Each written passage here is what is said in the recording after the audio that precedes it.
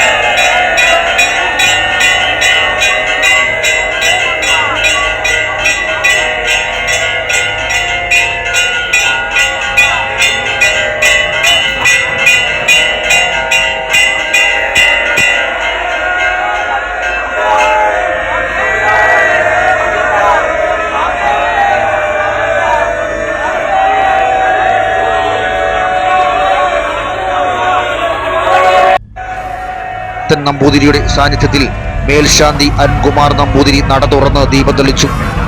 തുടർന്ന് 18-ാം പടിക്ക് താഴെ ആഴിയിൽ അഗ്നി പകർന്നു. ഇടവമാസത്തിലെ അത്തം നക്ഷത്രമാണ് പ്രതിഷ്ഠാ ദിനം. പ്രതിഷ്ഠാ ദിനത്തിൽ രാവിലെ 5-ന് മേൽശാന്തി നട തുറക്കും.